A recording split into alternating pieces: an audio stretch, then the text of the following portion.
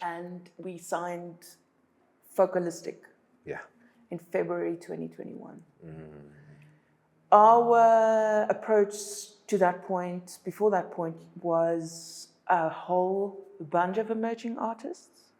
That was our thing, grassroots artists. Yeah, the grassroots, okay. And you're live on Dead Radio. Welcome to another very special episode of Dead Radio with your boy Ini. And once again, we have a very, very special guest in the building reporting live from the Dead Store. We're going to let our guest introduce herself and then we're going to get into her life story. And you know how we do, get those jewels for you guys to use in your everyday lives. So without further ado. This camera. Yes, this camera. Hello, my name is Bea Theron. I am the Experiential Marketing Manager for Spotify, Sub-Saharan Africa. I mean, that's the title, that's the name, that's pretty much the thing. Do I need to explain what an experiential marketing manager is? Because I think we'll get into that. We'll get into that, okay. We'll get into that. How are you feeling in this very second? I am a bit worn out.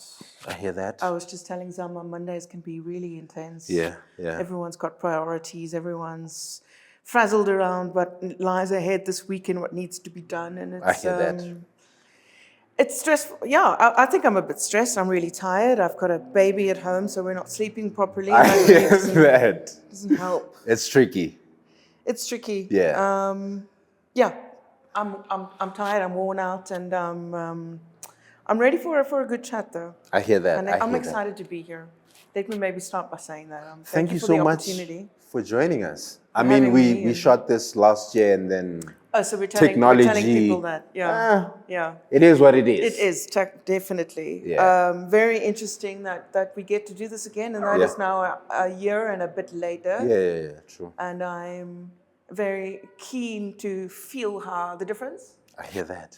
As to what I would have said back then and what I would, not that I'm going to lie, but things, your narrative changed. Exactly. And you evolve. See things a little bit differently as you evolved. And as you hear yourself telling stories, you come to realize you need to find different ways of telling them, because you sound like a broken record and you sound like a sorry ass, and people keep it interesting. I hear that. Flip it a bit. I hear that. Let's see. So how I begin every Dead Radio episode is to predict the future, right? You have to go into the past.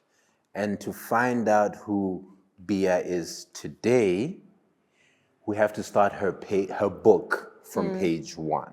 Okay. So tell us about where Bea grew up. Tell us about her as a young girl. Yeah, just give us context on those early days. Bea Marie is the name.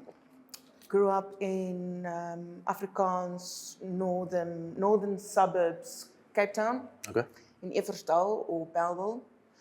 2 streets down from where Oppikoppi Music Festival recorded their first album. Crazy. For anyone that doesn't know, it's the best band in my world.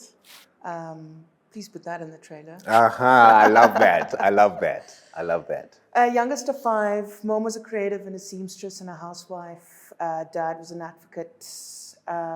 Just always been a very happy-go-lucky, super curious, creative, performance-loving girl. Performance-loving. So that's acting, stage. Yeah, acting, stage, especially dancing in the early years. I love that.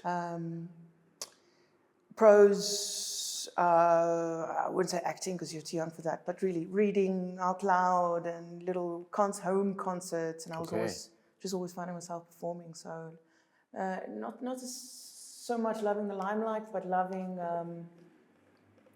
performance and arts and I guess drama. Just I hear that. Theatrics. I love that. Were you a extrovert?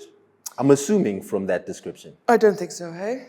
I think it's a common assumption people make that performers or actors are extroverts. They're actually the opposite. Yeah, they're actually the opposite, yeah. You're right. Yeah. When I actually think about it, you're right.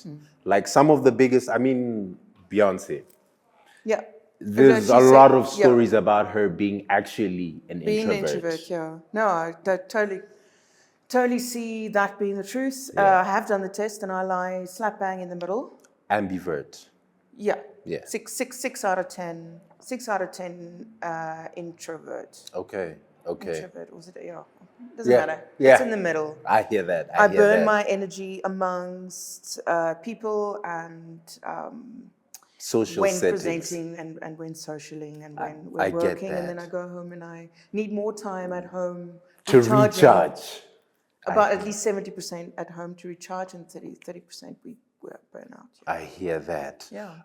Tell me about how you transitioned to those teenage years. Very important years for anyone. Everyone's character starts getting defined, or it starts like showing more. So who do you become in those teenage high school years? I started taking an interest in media and in fashion and in runway. Okay. I became a model when I was 13 years old. It's very young. It really was the time when women, or girls rather, started kind of stepping into limelight or spotlight too young. So I started doing runway and modeling when I was 13, 14, 15. I went to New York and Milan and London. Incredible. So I kind of just got a taste of bigger things or big things, and I wanted to be a lot. I wanted to be more, and I wanted to kind of chase a dream of a big mega Hollywood dream, which is really, as I had ridiculous, to be honest. I don't think so. I mean, look at how far you got as a 13-year-old. Most 13-year-olds don't get the opportunity to go to like New York or whatever. So that's not that far. I just don't 100% believe it was the healthiest thing for a 13, 14-year-old to do. Yeah, it made me a better person. It made me strong. It made me streetwise, but at a very, very young age. I hear that. My son is now 14, and I can't imagine that even at his age, I would send him off to New York for something like that. I hear that. He's a boy though. It's different for boys and girls. So it's not a great example, but I just the scars remain. You know, we're talking about the 90s, where the views on women, female bodies were different. Very different. The criticism were really harsh and upfront and crude and candid around how we should be, how we should look, and how much we should weigh. Yeah. But I mean, all in all, I'm happy about. Of course, I'm happy about my story. That experience. I'm happy I can live to tell the tales. I get that. So yes, come 15, 16, had a great friendship group and an amazing support structure. So luckily there were nothing around. You know, there was no bulimia or anorexia, and I say that deliberately because I was surrounded. It was a time where women or girls in general were surrounded by that illness, and even more so in the modeling industry. Came out fine with a love for culture and a great support structure in terms of my friends, and I kind of turned to culture. And in those teenage years. Yeah. Interesting. What music were you listening to?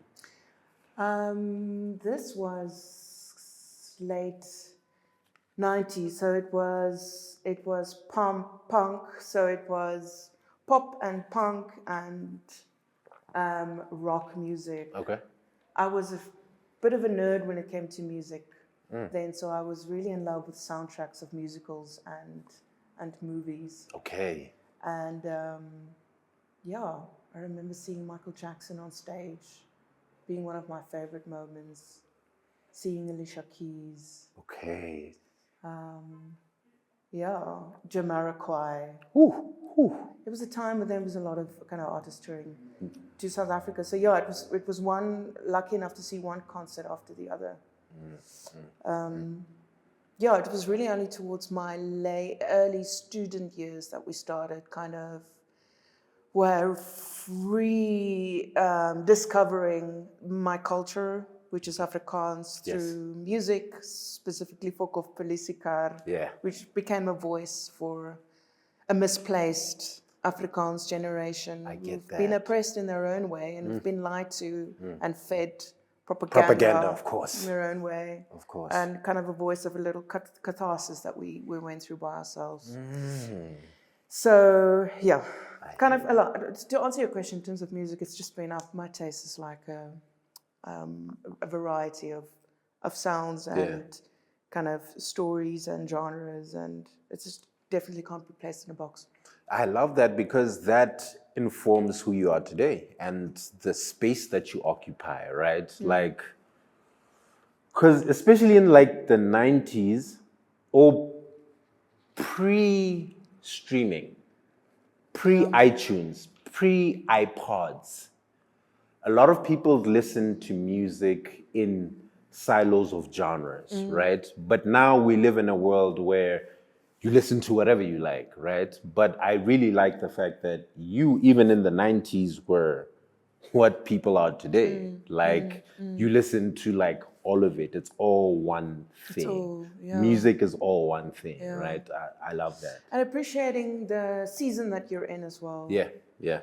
My most listened to song this year would definitely be Baby Elephant Walk, because of my baby. That. But it could also be a lot of Gqom music because we just completed a huge campaign in Durban. So it's seasonal. It's by soundtracks to where I am in my life. I hear that. Even a movie, if I really loved a movie like Oppenheimer now, I would listen to the soundtrack and relive all those moments. It's maybe not culturally street relevant, but I am beyond the point where I care what people think. Of course. I hear that. Talk to me about the end of matric. What's your perspective on career paths? What are you thinking in terms of where you want to go in the world? So career analysts or occupational therapists, you do those studies at the end of standard 9 or grade 11 as to where you should be headed. At that point, as I went to see them, we all had to. It was always going to be arts, music or drama or theatre at Stellenbosch University. Okay. She, however, said that I am not equipped for that. My head's too all over the place and I am just longing to put on a mask and hide from the world. Wow. Which is so funny. That's so deep of her to say that. And I really took it to heart because you're young and you're impressionable. Of course. And my mom was with me as well. And I believed her. I was like, you're right. I'm such a mess. I cannot venture into this world. So she said I should much rather either do teaching or comms. I think it was comms. Came down to like conference management or what the eventing there. Did manage to pull through. Long story short, I did not listen to her. I did end up going to. Thank goodness. To Stellenbosch University. Clearly, she had no idea what she was talking about. There was just going to be no way. I think it was too much in me, and the arts was in me. And at that point, I was also following in my sister's footsteps who did the same. So I did end up studying drama at Stellenbosch University with the side of music, practical piano studies. Incredible. So you can still play? I can still play the piano and I can still read sheet music. I completed my grade 7 in Trinity College in London, obviously via mail. It's been a while though, and I'm not.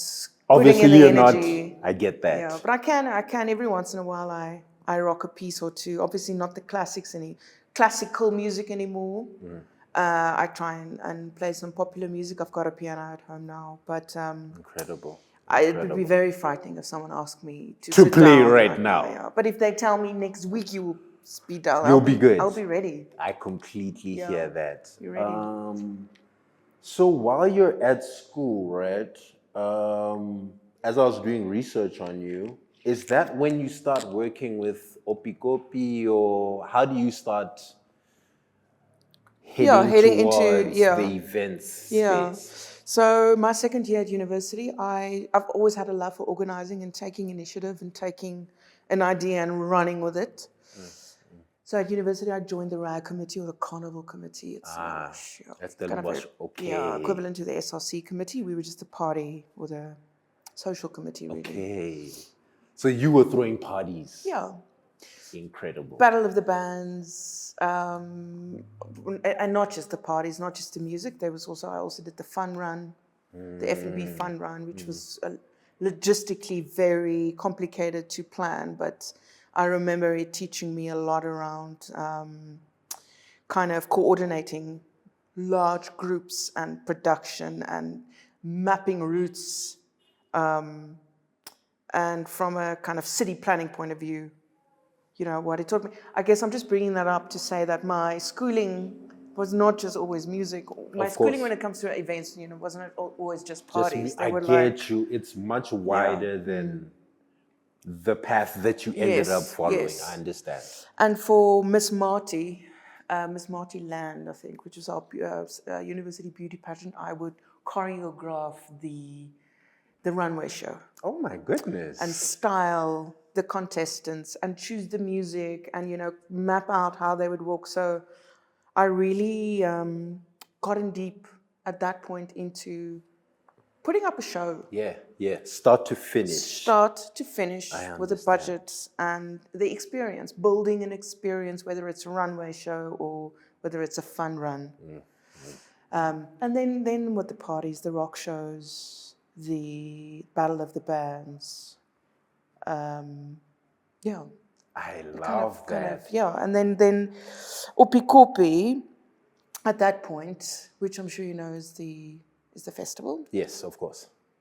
At that point, having run, I think, 15 or 16 years in Northam, in Limpopo, they were more than just a festival. They started becoming an agency as well, where they would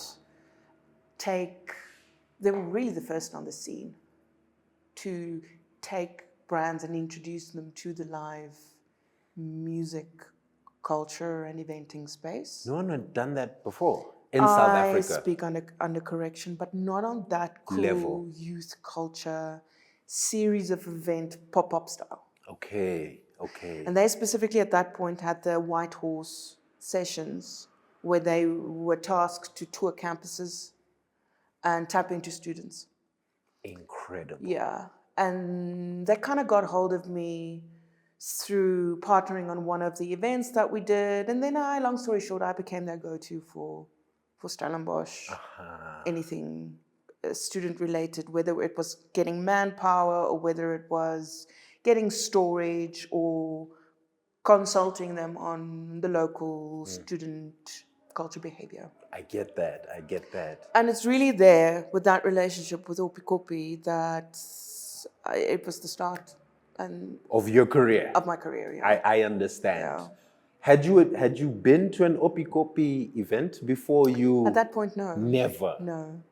Interesting. No. Because obviously it's up here and that was and you were Cape, all the way in Stellenbosch. Yeah. Okay. But it was maybe good for me to see the agency. Yes, that side of them, because it's debauchery at Oppikoppi. You know, if you would have seen an Oppikoppi, you would have maybe had a different idea. So no, I totally saw them as a very sophisticated group of production and event designers and brand activation curators and consultants.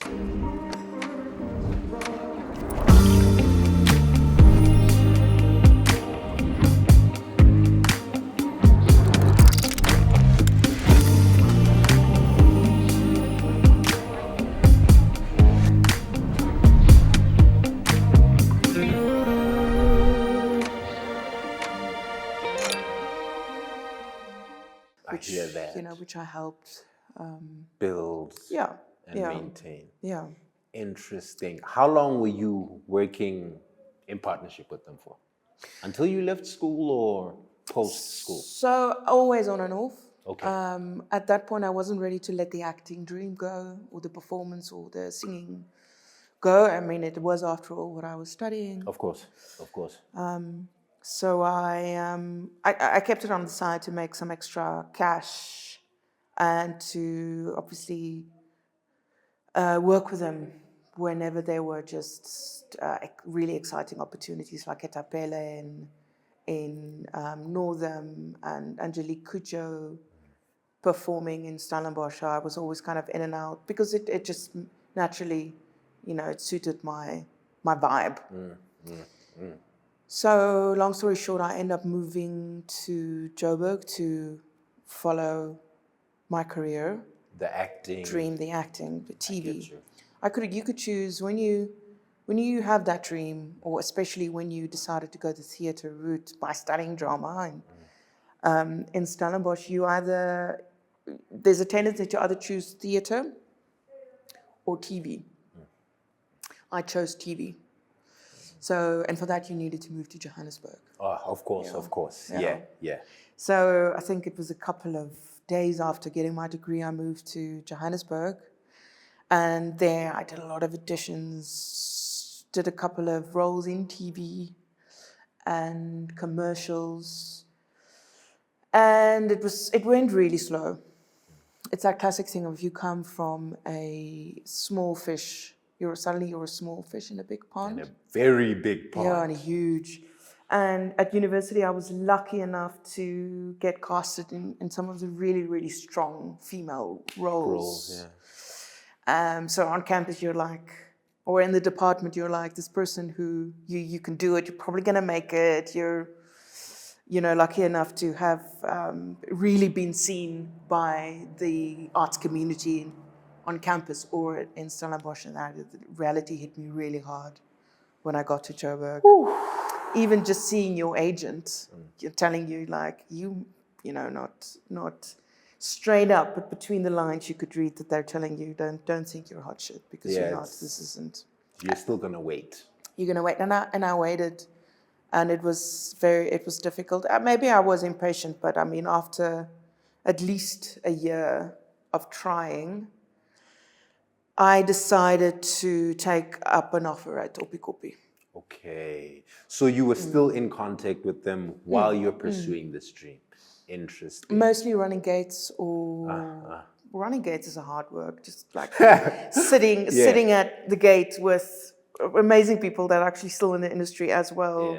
Yeah. Counting tickets or stamping tickets, or I don't even think we were scanning tickets back then yet.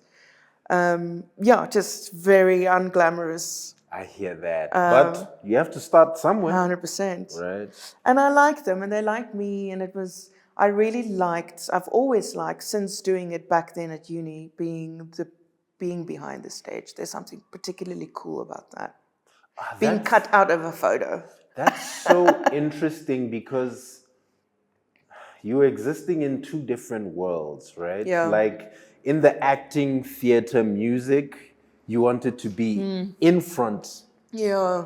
And in the events, you wanted to be behind the scenes. How did you mentally walk this line?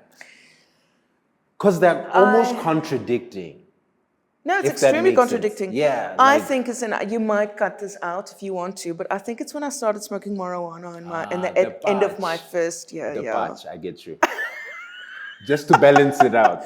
I think, because it's like, I was a major personality. I underwent a major personality But I think shift. humans are that. We're hot and we're cold. Yeah. Like, we're loud and we're quiet. Like, it's both of these things. So, it is. It's a complete paradox, but I'd like to think that, considering how both fulfilled me, I get you. It's the same.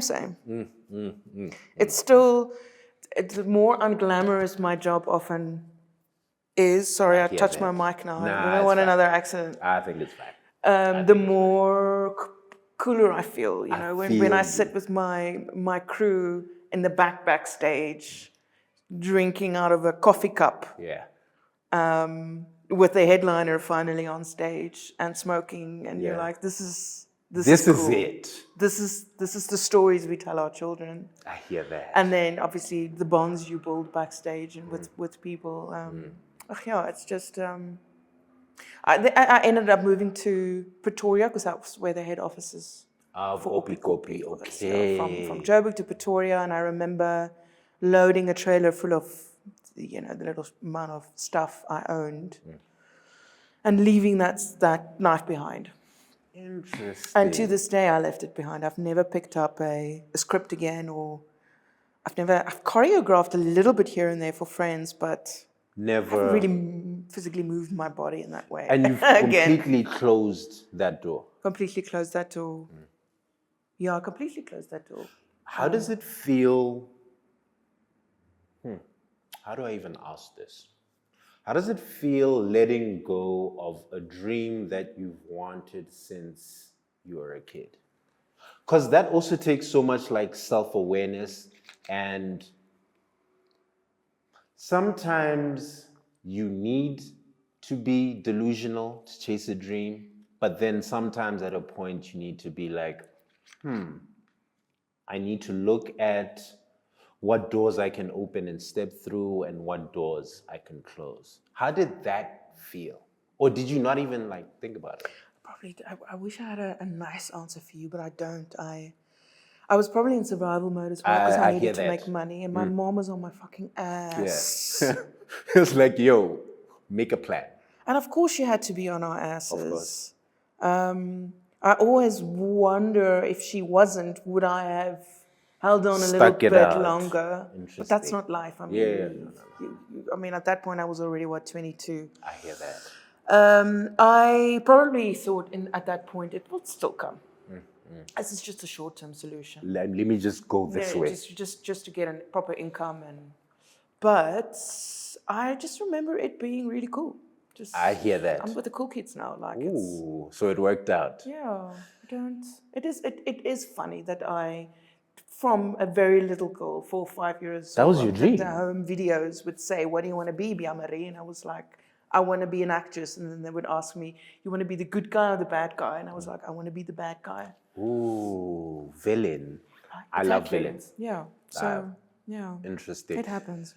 How long were you at Oppikoppi before you went to Jäger? I work in 7-year cycles. So I was with Oppikoppi for 7 years. Interesting. All in all. Yeah. Okay. So after that 7 years, had you already started making contact with the Jäger people? Did they approach you? How does that even happen for you to move on? I worked with them, yeah. They would sponsor an event or a festival Of course. here and there. My final 2 years at Oppikoppi, at this point not Oppikoppi anymore, Hilltop Live, would be managing sponsorships and brands and brokering deals for festivals and packaging opportunities for brands. So it's like a fully fledged sponsorship agency. We were a sales team. We would often sell things that didn't even exist. We would sell events that don't even exist yet. I hear that. And learn to package every little thing.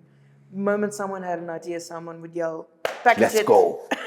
So Oppikoppi was really like boot camp for you in terms of like eventing from like front of house, back of house, like brands, like artists, the entire 360 of events. 100%. Yeah. And but even more than that, experiential marketing. I would often have to write the press release. I would have to write the MC script because the brand is so heavily involved in the event. The brand's name would need to come through in the script. So who's going to write the script? I will, because otherwise someone else might not get it right. I get that. It goes further, yeah. Just really writing the whole kind of experience for the brand, and if the brand owned the event, then pretty much the whole shebang. I hear that. I hear that. So you jump from Oppikoppi to Jägermeister. What was your actual title when you got to Jäger? I started as consumer development manager. Okay. What does that mean? Dash Okay. music and events. Okay. Awful name. That's a crazy title. They at that point, there really were no seats for culture in the boardroom or music and events. It was just like an extra layer that they would add to make sure that there's a completed narrative to bring a brand to life so that the consumer can physically see it as well. It really wasn't a hard part of brand strategy for many brands. they weren't really presenting. It wasn't part of the key main pillars. So it was that. It was consumer development manager, music and events. And I think it was 4 years later or 3 years later that it became the experiential marketing manager. Experiential marketing manager. Okay. Because I find it very interesting that, I mean, that's the same title that you have now. Maybe different like responsibilities, obviously, at Spotify. But what I noticed is when you were at Jaeger went from just being the bottle to like a lifestyle brand, right? It got infiltrated into culture in like a really big way, and it's something that you've done when you got to Spotify. This is obviously me just looking from the outside in. But how did you guys make Jaeger like so a part of culture? Because there was a time where Jägermeister was niche, and then it went super mainstream. And I think piano had something to do with that. But like, what were the conversations you guys were having in the office that led to Jaeger becoming like a part of the culture? I think first things first, community.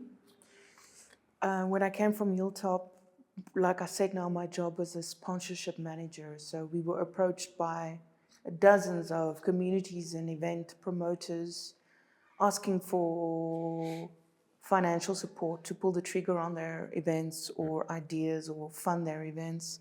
And it really wasn't a lot. It was like 10,000 or 20,000. We'd like support, we'd like to grow, we'd like to be affiliated with a big brand and recognized. And it was really hard at that point. The funding for culture really wasn't a thing yet. So by the time I hit Jägermeister, I got a music and events budget, and now in hindsight, it's a super tiny budget, but landing with that budget, and I'm like, this is all mine. I can play. Yeah. And I'm like, yeah. And I just started handing out money. I hear that. I hear that. To everyone who asks. And it was, the ripple effect was almost instant. It was suddenly the brand was just everywhere. It was in Soweto, it was in Limpopo, it was in Nelspruit. Yeah. It was everyone who had an idea or a party. You know, they don't want this money for their pockets. They want it for good sound, or they want to pay their artists. For the event. And they want to create beautiful South African party moments. It's not for their, they're still going to lose money. Shit. So I really had fun leaning into making sure that now, people can actually have access to good funding. And I hear that. And I think so that was the start. Community and community collaboration. Not just simply going into a festival and giving them a large sum of money for a 9x9. It's just not exciting. Yeah. Culture, fund and find funding for culture. I hear that. When things really started changing for Jägermeister, to answer your question, was through COVID. Jägermeister is a COVID success story. Yeah. We developed a campaign called Save the Night, where we would take all of the funding because of lockdown and because of the alcohol ban. We could not spend it, and we put it towards the arts.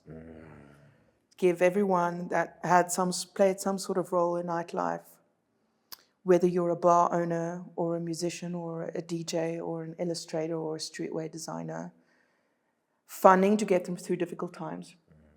It started by asking them for a content piece or something to entertain or engage with their fans back home. And then it just went to, here's some money. Here's another ban, here's another lockdown, sort yourself out. And it was during that time, 2020, correct? Yeah, 2020, 2021, that Amapiano and the Hoots started, yeah. And it was during that time that the kind of the culture started noticing Jägermeister, and Kapsa had a little Jägermeister shrine as well. Yeah. Especially then in Soweto, where we our sales started tripling, and we signed Focalistic. Yeah. In February 2021. Our approach to that point, before that point, was a whole bunch of emerging artists. That was our thing, grassroots artists. Yeah, the grassroots, okay. So we thought we would, for a second, step away from doing 20 artists and rather do 10 emerging artists, but sign Focalistic. Also because he was, at that point, very much emerging artist, and he represented the rise of Amapiano at that point. That is really when things started changing for Jägermeister. I hear that. We started struggling to keep up with demand. I can believe it. Distribution. The thing is, I remember pre-COVID Jäger and post-COVID very different. Yeah. And I was like, there's clearly someone in these offices at Jäger who understands culture and community on a very high level. I mean, you guys even picking out someone like Focalistic, right? Like, and all these years later to find out who he's become and see how big he's become. It's like, you have to have an understanding of community on a grassroots level. And I was like, whoever's doing this knows exactly what they're doing.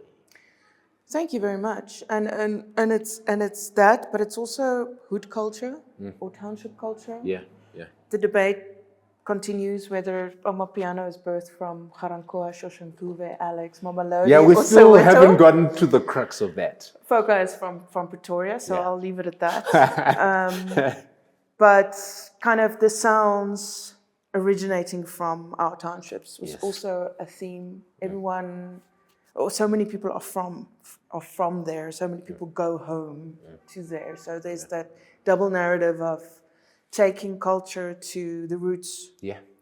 Where it's birthed Where from. it's from. Again, this was what made Mom Durban so great as well, because it celebrated the real roots of Gqom. Yeah. Which isn't just Durban, it's KwaMashu. Yeah. It's the township. You're actually so right. Yeah, so go there. Don't just celebrate in Bram or Newtown. Yeah, now that's the watered down version of it. It's not the real one. That's following, yeah. I hear All that. brands should be leading. We should be doing Limpopo and Limpopo. And That's so true. I feel like you should be, all the brand managers, you should just set up like a conference room for them and explain to them how culture works. Because I feel like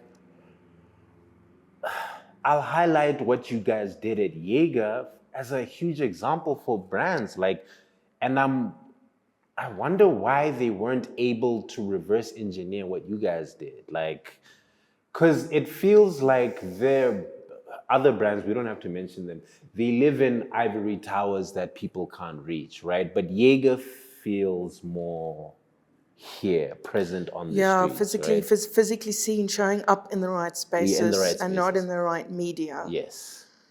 I agree. I do, just to your previous point, obviously, I had a lot of consultants and advisors. Of course. You have a team. It was Victor Mopelong, and I hope he's listening, that pointed out the importance of Amapiano to me and Focalistic, and he helped me sign them as well. I love that. When it comes to Lecompo, 2 months ago, I had no idea what it was. Matimo Sitole had to educate me on it. So, of course, I just want to say I'm not sitting here knowing. By yourself, of course. Yeah. You have a great team. Exactly. I love that. Or a great group of friends and consultants who I will always turn to when I don't know. Because I don't know, and it's also not my story to tell. I hear that. But you can ask me about Oppikoppi Music Festival.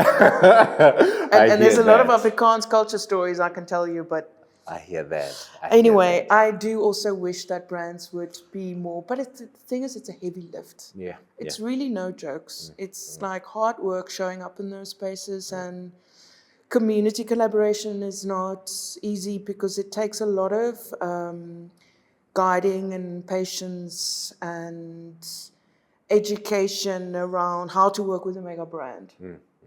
And when you merge the two brands, it really is merging in the essence where both need to be seen and heard. The one can't look stronger than the other because then I hear the that. brand marketing falls away. And if the community is stronger, then you don't necessarily have the power. Yeah. Anyway, Yeah. there's a very strong balance that need to be maintained, and that takes a heavy lift. It I takes a hear lot of that. work and planning and experience. Experience. What happens? How do you leave Jaeger? Was it after another 7-year cycle and you're like, yo, Yeah. I need Yeah, a new challenge? yeah. Okay. I was burned out. No, I said, Jana, I didn't need shit. I was tired. Yeah, yeah. I was tired and burned out, and I took on way too much work at that point. And sadly enough, I couldn't get the support I wanted in terms of a team. Shit, yeah, I guess I shouldn't be bad-mouthing these people, but I'm also not, because No, you're not. all corporates have these issues, especially, like I said earlier, with culture, having a seat in the boardroom. They're not really championing bigger culture and experiential and eventing and music teams. And then I saw Warren Borkwe at one of the Night Embassy closing events in Bays Valley, in Bezuidenhout Valley. Yeah. And Warren Borkwe at that point was artist and label partnership manager at Spotify. Spotify team at that point was really, really tiny. And everyone knew who he was. And I think I dropped to my knees begging him for a job. Simply because I wanted to move on and I was tired. And I think at that point specifically, I needed to get out of alcohol. Yeah. Because Jägermeister is not just alcohol, it's a shooter. You know, don't drink shots to relax. I get you. You drink it for the Get charged up. best night of your life, Of to course. get lit. Of course. And that whether you're drinking the shot or not, it takes a massive toll on you. And at some point, I knew at that point it wasn't going to be a very good look for me for much longer. I hear that. I never thought about that, but yeah, obviously, like you can't be taking shots for like 7 years every weekend and think everything's gonna be Exactly. good. Interesting. Yeah. So I obviously did the whole process of, was it 6 interviews at Spotify, and I was lucky enough to be rewarded the position. Like you mentioned earlier, the same position as... Yeah, literally the same position. And it's funny how all these different steps, you were just compounding knowledge, experience to where you are right now, right? Because once again, when you went to Spotify went from just a digital app to like a 3-dimensional brand in the real world. The Spotify Greasy Tunes, right? That's when I was like, oh, Spotify isn't just an app where I listen to my music, like it's an actual culture thing. It's a real thing. It's a brand that is celebrates allies of music. That recognizes music not just as audio, but as a culture, and potentially even an end result of cultural behavior and a story and a backstory and a trend. I hear that. Sounds come from behavior. It comes from congregation. I love And then that. we grab sound equipment and we make a specific noise because it reminds us of our mom sweep. I read that someone described the sound of Gqom as a broom sweeping. Interesting. Never thought of that. It doesn't drop, it cleans. Yeah. That's it. Ooh, I like that. And that I like that. just reminded me that there's so much more to just the song we hear. It's kind of I hear that. it's an environment. Are you enjoying your time at Spotify? How's that been working for like a global music company like that? I mean, you've worked for global brands before, but like this is a global music company. Yeah. I am enjoying Okay. my time a lot because I feel like I am an artist and I am writing and creating and shaping and building and building things, making things. Making things. Yeah. It's Creating things. Creating things. I hear that. Which is dangerous because I don't limit myself to the working hours and my scope or always what is expected of me. I go beyond like any artist would, you know. I hear that. The barriers fall away sometime. I hear that. So I enjoy it because I get free reign to create beautiful things and moments and Just like concepts. talk to me about it's mother of music, right? That's right. Yeah, like how does that? Because that's after Greasy Tunes. Yeah, just talk to me about even just you guys focusing in on Gqom and going to KZN, that whole experience. Because we just watched it online. I was like, oh shit. Oh, you did see it online? Yeah, I was watching it online. I was just like, It's amazing. yeah. So last year we needed to go to Cape Town. We haven't touched down on Cape Town. We were primarily focused on Joburg and Lagos at that point. Yes. We decided to go in with experiential, especially after we've seen the great success after Greasy Tunes. We needed to come up with a concept. We landed on Mother of Music, or MOM. It made sense because it was the mother city. It made even more sense because we found that Cape Town is undergoing a renaissance now. It's not just your European DA kind of Facts. Western. Yeah. It's got finding its African voice, and even Black people from Joburg are moving down to Cape Town because we have PPC, we have Bro Club, we have true. Shelf Life. Yeah. There's even a Nigerian community there right now. So we played on the Renaissance elements because Renaissance also talks to rebirth and tying it back to Mom. Yeah. And then we were like, Mom's also an incredible figure, especially in Africa, to celebrate because no one hustles more than our Mom. True. And so Mom was born, and we really played on the community element. Once again, community Family, comes 100%. in. I hear that. So what we did with Mom, and we did it again in Durban now, and it's a great working model and concept, is we have this mega Spotify-owned property that consists out of 15 to 20 communities. So you're just winning all the way. Everyone's winning all the way. Yeah, everyone's winning. We kind of own the narrative, we kind of own the direction, but it is driven by all these communities and supported by the communities. We give them X amount, they come up with a beautiful concept or illustration or event experience that speak to the narrative of Mom. I love that. And then we had to go to Durban. Of course. Because Of course. Durban was up next in terms of an addressable market that we haven't spoken to before. We have Mom. Mom will work great. And we decided to celebrate one hot city with a hot culture, with hot weather, with hot Gqom. Yeah. We refer to it as Hot Mom. I hear that. So when Mom in Cape Town was nurturing and loving and rebirthing and guiding this new African culture, in Durban she was just hot. Yeah, and the beat was hear hot, and the that. Gqom was hot, and celebrating, really honing in on Gqom and the fact that it's her children and the communities of Durban that gave way to the sound that needs more recognition, and that is now being recognized on a global platform as well. And we're best to have celebrated our final weekend as in Kwamashu at London on 75, which is, it's not a club. Yeah. It's a tavern. Yeah, it's a tavern.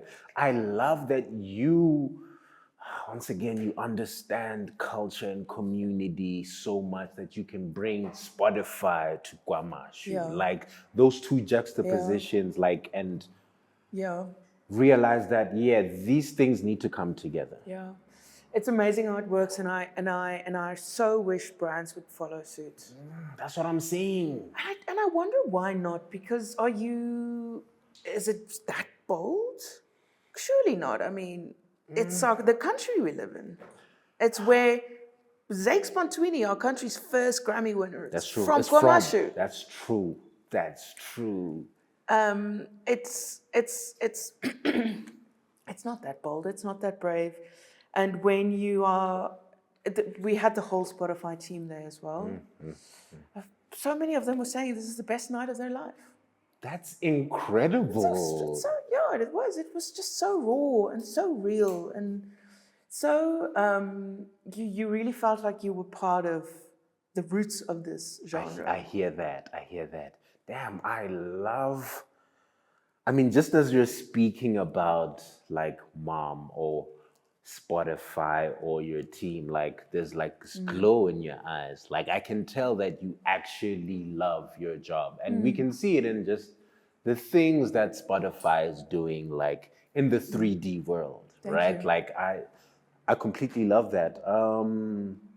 Are there any things that Spotify is working on right now that you can tell us about, or are those all under wraps? When is this thing launching? When is this thing live?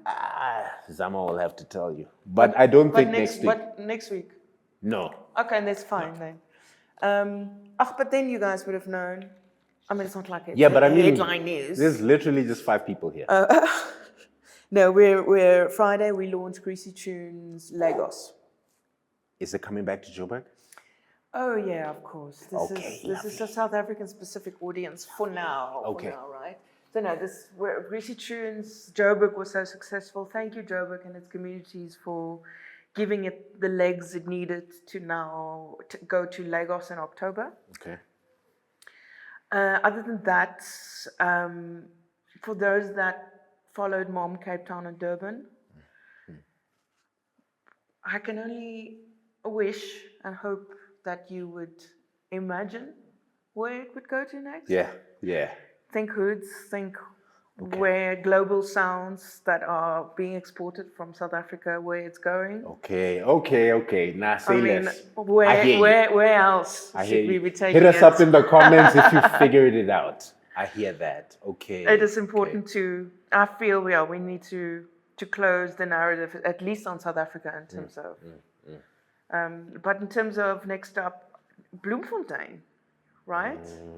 Maybe there aren't super distinct sounds that come from Bloemfontein yet. Yeah. But there's a narrative there, and there's youth there, and there's music there, and there's culture there. And that's all you need. What more do you need, right? There's numbers. Like, I hear we should that. go to Bloem next. I hear Bloem that. should be it.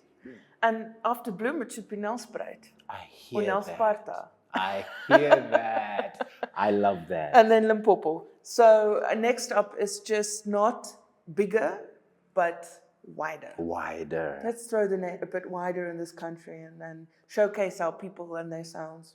I hear that. It doesn't sound like you make decisions based off of analytics on the back end. Like there's this many Spotify users in Bloemfontein or this many. It sounds like you are more that thing again, culture, community, grassroots. Like it sounds like that's what you guys base your decisions off of, like in terms of events or whatever, like, and not. Not 100% true. I'm not. I still go on instruction. I still go on of course. market research and analysis. I get the course. documents at the beginning of the year and at the end, or at the end of the year, and then you kind of see where we need to go. Like with Cape Town, we needed to go to Cape Town. With Durban, we kind of needed to, I understand. or wanted to see that there was opportunity for us to grow in those cities. I understand. But I think when I mentioned all of these places and hoods now, I don't. Maybe it comes up in our market research that we have to go there, but I I cannot. It's undeniably true that is where that's next up. Yeah, I hear that. I love that. This has been a really fun Thank you very conversation much. for me. It's always awkward to talk about yourself. I kind of want to say I'm sorry. You weren't awkward at all.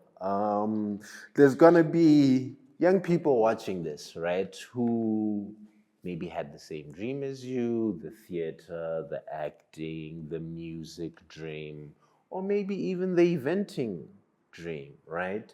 What's your last piece of advice to that person to go and step out into the world and go chase their dreams? What's your last piece of advice? Put up your hand.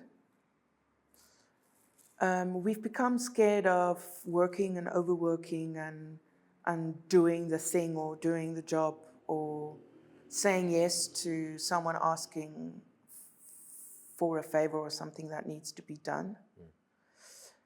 Oh, there's this great interview with Barack Obama where he asks the youth to, if they want to be seen in a group, to not wait to be recognized for your work or your flair or your ideas. Rather just be the one that says, I'll get it done. Put up your hand, say, do you need help there? I'll get it done. I can see you're struggling with that, boss. Let me take it away from you. Let me run with it. That's where you get recognized by people. If you leave a memory with your superiors or your management or someone above you giving out the orders, that you can be trusted, and that you can run with something, and that you can take something off their hands, whether big or small, glamorous or unglamorous. It's then and there when you start being advanced to a next level or a next step or a next task or instruction. I hear Put up that. your hand. Don't be scared. I'll do it. Just say, I'll take care of it. I hear that. Wow. Thank you. Thank you. Please don't forget to like, comment, subscribe, and we'll be back with another episode of Dead Radio from your boy Ini.